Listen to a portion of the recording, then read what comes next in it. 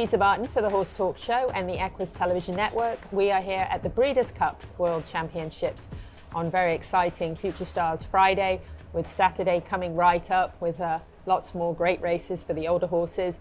And I am here on the backside of the track visiting with John Shirreffs, and we're very excited about Baeza in the Classic, and Saturday will certainly be a great day. You're having sort of a bit of a day off. You had one race today, came second. Very good, John. Yeah, very good. Westwood ran second in their first race today. Nice. And now we're just waiting till Saturday.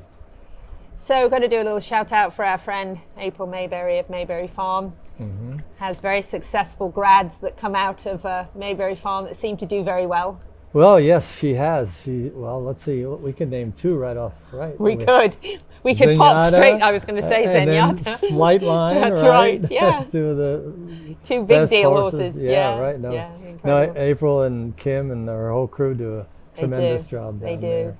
The number of times I've been in their barn, always find her scratching horses, loving on horses, giving them carrots, and letting them be horses. And I think that's such an important part of the foundation when they feel like relationship with humans is good, is positive, right? Yeah, it's very good. It likes that interaction and that confidence a horse would have with a human. And in April it takes time to put them out in the paddock every day so they get some sunshine, they get to run around a little bit. And so it's a quiet facility, so it's very, very nice in there. It's a nice start for a horse. I think that's so important. And then they come to you and you get a great horse already, which really helps you with your continued success and that whole process into getting them, obviously, into these best races in the world.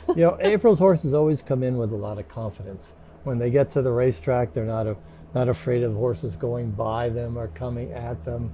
So that's a big help for somebody like me on the racetrack, because it's so busy on the racetrack, and it takes so much time to teach them not to be nervous or afraid of a horse going by or coming towards them. So that is a very big help. That's a big help indeed.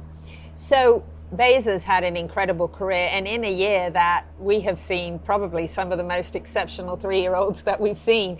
I think I was talking to George Isaacs from Bridlewood Farm a month or so ago, and we were talking about Sovereignty and Journalism, who both started in their training program.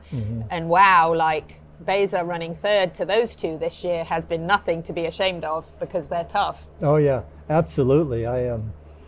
I trained at Santa Anita, where journalism was training, right? So I got to see journalism in a couple of races, and I always thought, wow, this horse, he runs his race every time he goes out there.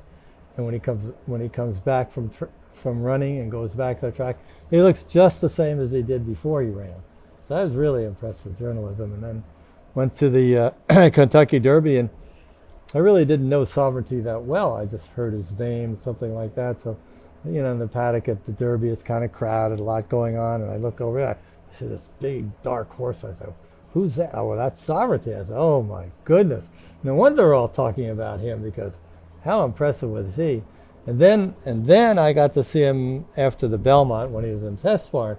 I said, wow, this horse looks like an oak table. I mean, I know, right? His legs are like this. He's solid, right? You're not going to knock that horse over. No, he's tough. So two fabulous horses. Yes, indeed. So Baeza's really shown himself to be, well, in the top few in the country for sure, and perhaps the world. How do you see him? I mean, he's sort of in his backyard here, comfortable, settled, and how has he been on the track, and do you feel happy with everything you see? No, we're very fortunate to have trained here this summer with Baeza, so he's very, very familiar with everything, and Del Mar is such a great spot, right? You can't beat this.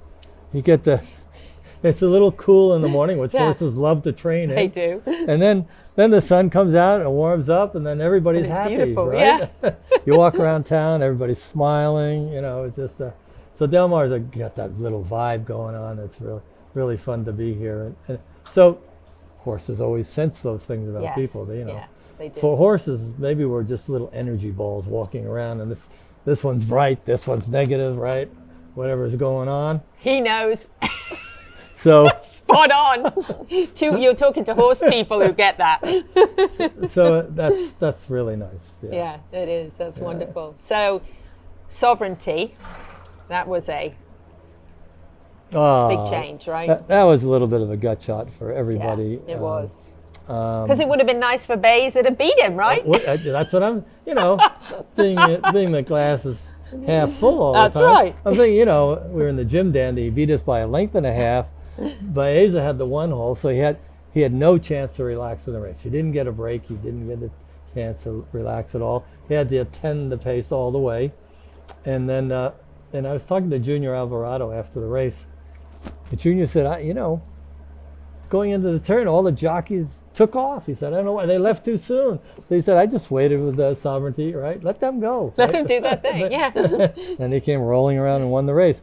And I was thinking, well, Hector couldn't do that with Baeza, or Pratt couldn't do that because he couldn't drop back. Right. If he were to drop back and take a little break, he'd have been swallowed and got all dirt in his face. So, I was thinking, well, we weren't that far. Maybe.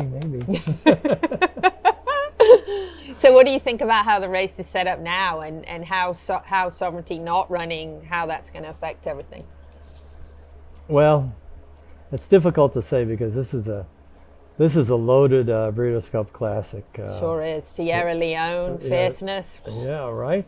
So, and don't forget Chad's other horse, right? Yeah. Equestrian, right? Mm-hmm. What a nice horse he is. And so, we know Chad has the one horse that hopefully going to set a wicked pace, right? Yeah. Wicked pace. 108, please give us a 108. Well, anyway, so but then there's fierceness on the inside, and I know he wants to get out of the gate well because of what happened. So, right. So I'm sure Johnny's going to think, well, let's clear the gap, and then we'll see what happens, right? So I think they're. It's just a race you can't predict because it's on paper, it's not predictable. You can't say, well, this horse is going to do that. We know this horse is going to do that because there are a couple of horses in there that could show speed or could stalk, whatever. Be interesting, won't it? Oh, yeah. It'll be exciting either way, right? Very exciting, yeah. Good. All right. Well, anything else you'd like to share with us about Baeza or the race or just this weekend? Well, I don't know if there's much to share because you're here and you know how it is for the people that don't have an opportunity to come to the Breeders' Cup. They should try sometime. Come out and see the horses. The horses are so magnificent. It's hard to say. And here I stand at the track and I watch them go by. Well, that's a good looking. Oh, there's another good. Oh, wow, that's a really good looking horse, right? I do that. Right? I'm like, Betsy, did you see that one? Did you see the dapples? Did you see the butt on that one? That had a nice butt. Right? I do that. Yeah. I want one of each. It's a problem. One day. Yeah. So, and also, I think that one thing I always try to tell people, you really have to appreciate the thoroughbred horse. You do. The thoroughbred horse is a very, very special animal. How long have they been? From the 1600s, the thoroughbred horse has been bred for one thing in particular, to race, right? And with that racing has come really a highly intelligent animal that really relates to people, that is aware of the people around them and communicates very well. So I think that just seeing, I don't want to say, a cold-blooded horse isn't exciting, but see a racehorse, a thoroughbred, that's like over the moon. They're incredible, aren't they? Yeah. I grew up with them. I grew up with an uncle, a racing trainer in Newmarket, and I grew up riding them myself, fox hunting and jumping, and it was before the big warm blood craze hit, Right.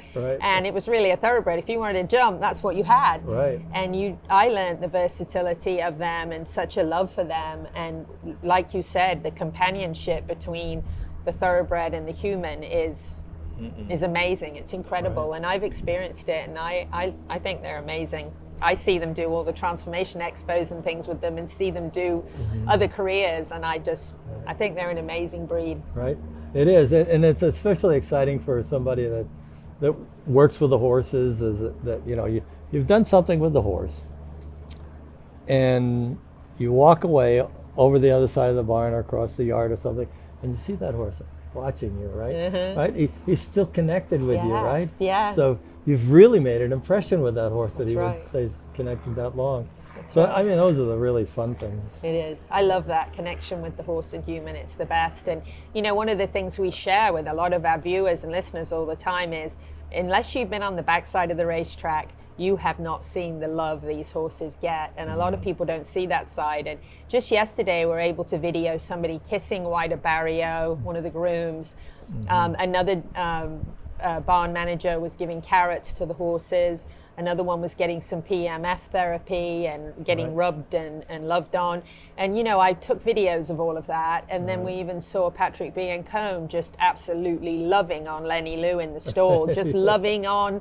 And we video all of that because we want people to see the side we see, which is completely different than what the public have any idea of back here. Right, no. I mean, grooms take care of the same horse for years at times. And they're so dedicated to their horses. Every morning they come out to those same 4 horses, right? They're their pals. When they come down the shed row, the horse, it's his feeding time, the horse will start nickering, goes, oh, that's the person that's going to feed me. That's my groom, right? That's right. That's my person. Yeah, that's my person, right? That's my person. And the same way for that's my horse, you know? That's right. They both animal and horse get a little possessive there. It's a labor of love. Oh, without a doubt. Indeed. Yeah. I've been an absolute huge fan of horse racing all my life, so I love it. And it's my favorite place to be, right back here with all of you. Oh, great. Thank you so much for sharing Baeza with us. Thank you so much for sharing the kind of the hopes and the story, and we certainly hope to see you in the winner's circle. Well, thank you. Yeah, that would be just over the top, It right? would. Thank you. Okay. John Shirreffs, very excited, looking forward to the Breeders' Cup Classic with Baeza, who started with April Mayberry and Mayberry Farm Team in Ocala. Louisa Barton for the Horse Talk Show and the Equus Television Network.